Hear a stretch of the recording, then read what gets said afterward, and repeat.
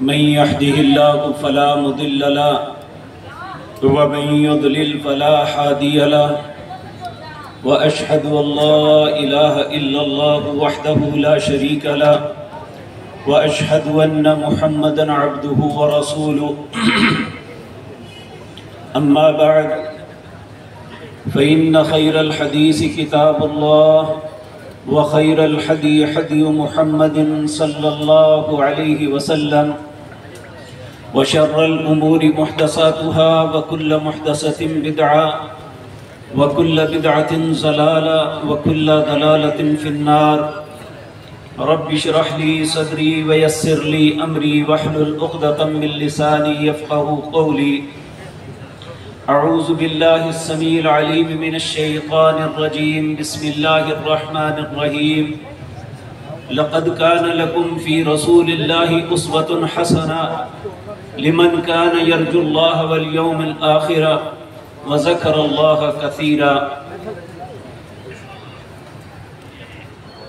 میری جماعت کے معزز و محترم علماء کرام اور عزیز سامعین کرام، آج جس مجلس میں میں اور آپ حاضر ہیں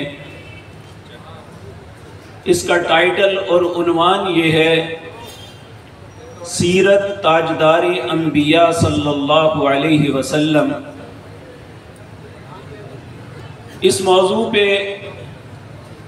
ہمارے ذیشان علماء آپ کے سامنے تفصیل کے ساتھ گفتگو کریں گے۔ میں ابتداً چند باتیں اپنے اور آپ کے لیے نصیحت کے عرض کرتا ہوں کہ جب دنیا کے کسی انسان کی سیرت بیان کی جائے تو اس کا مقصد اس کی تعریف ہوتا ہے، لیکن جب رسول اللہ کی سیرت بیان کی جائے تو اس کا مطلب قرآن کی آیات ہوتا ہے، کیونکہ سیدہ عائشہ طیبہ طاہرہ سے پوچھا تھا کسی نے کہ اماں جان رسول اللہ صلی اللہ علیہ وسلم کا خلق کیا ہے؟ تو انہوں نے کہا بیٹے تو نے قرآن نہیں پڑھا؟ تو مجھ سے قبل جو سورت فاتحہ سے لے کر والناس تک سورت فاتحہ کا تذکرہ کر رہے تھے، 114 سورتوں کے اندر جتنے اخلاق ہیں، جتنی سیرت ہے، یہ ساری رسول اللہ صلی اللہ علیہ وسلم کا عمل ہے۔ اللہ نے یہ نازل کیا اور ہمارے لیے لائحہ عمل بنا دیا۔ اور یہ بات یاد رکھیں کہ آپ نے آج کی رات نیند کو ضائع کرنا ہے، لیکن اسے ضائع تب ہوگی اگر ہم ان باتوں کو بطور کہانی سنیں گے۔ اگر ہم رسول اللہ صلی اللہ علیہ وسلم کے اعمال اور افعال کو بطور سبق سنیں گے تو ہماری زندگی میں خوشیاں بھر جائیں گی۔ ہم اگر ان پہ عمل کریں گے تو ہمیں دنیا میں عزت ملے گی۔ تو جو بھی سیرت کی بات سنیں اس لیے سنیں کہ نبی کریم صلی اللہ علیہ وسلم کے متعلق اللہ نے ہمیں حکم دیا تھا لمن کان یرجو اللہ والیوم الآخر، جو اللہ سے ملاقات کی امید رکھتا ہے اور آخرت پہ امید رکھتا ہے، اس کے لیے ایک ہی زندگی کا رستہ ہے۔ لقد کان لکم فی رسول اللہ اسوۃ حسنہ، وہ رسول اللہ صلی اللہ علیہ وسلم کو اپنا لائحہ عمل اسوہ بنا لے۔ یہ وہ سکیچ ہے جس کے مطابق ہم نے زندگی گزار کے کامیابی کے رستے پہ چلنا ہے۔ نبی کریم صلی اللہ علیہ وسلم کی زندگی کو 3 حصوں میں تقسیم کیا جا سکتا ہے۔ پہلا حصہ وہ ہے جو آپ کی پیدائش سے لے کر 40 سال تک جب آپ کو نبوت نہیں ملی۔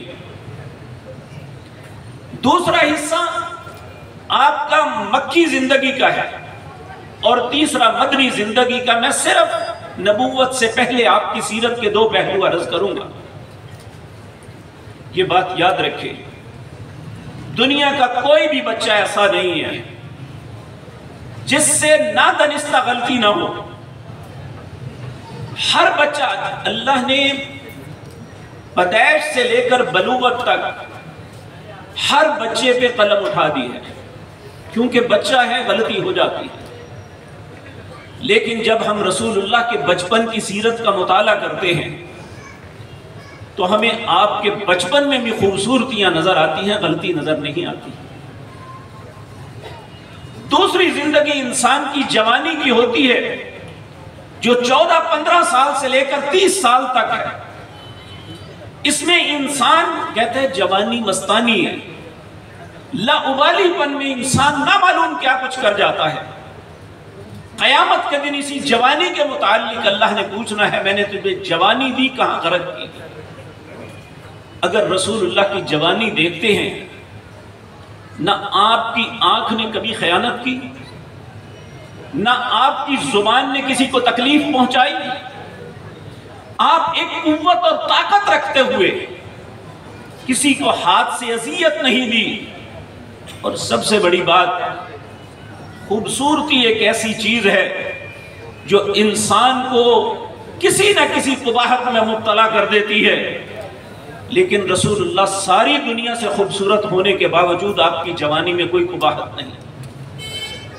جب آپ 40 سال کے ہوئے، اللہ نے نبوت سے نوازا تو آپ نے اپنی زندگی پیش کی تھی۔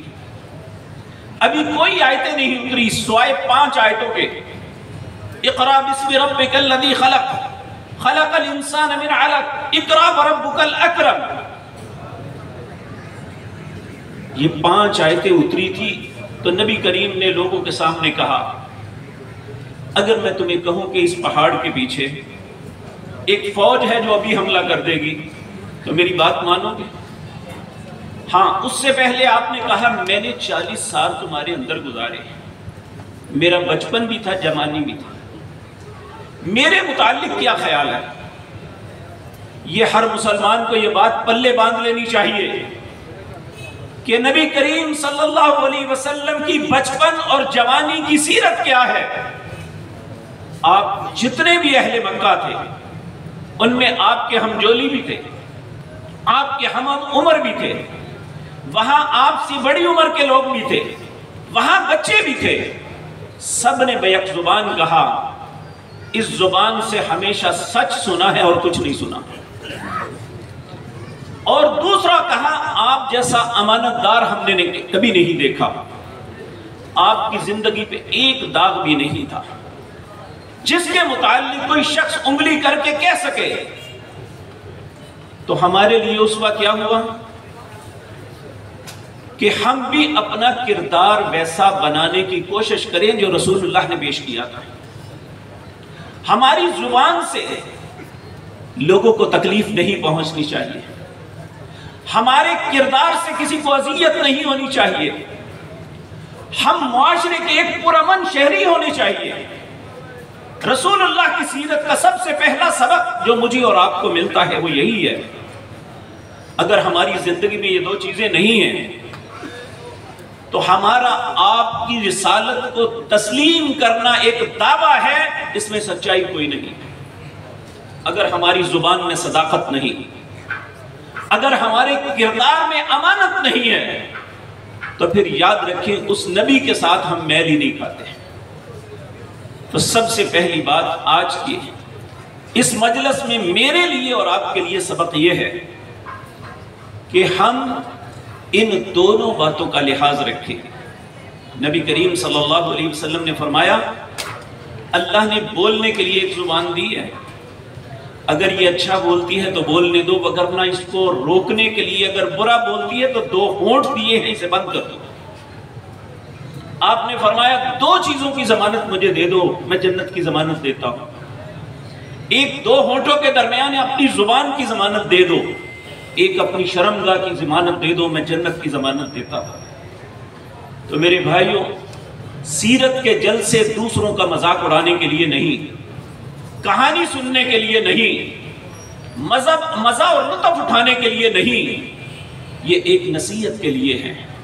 نبی کریم صلی اللہ علیہ وسلم کی زندگی کا ایک ایک پہلو ہمیں سبق دیتا ہے، اور آپ کی زندگی کا مقصد جو اللہ نے بیان کیا وہ یہی ہے کہ آپ هو الذی بعث فی الامیین رسولا منہم یتلو علیہم آیاتہ ویزکیہم۔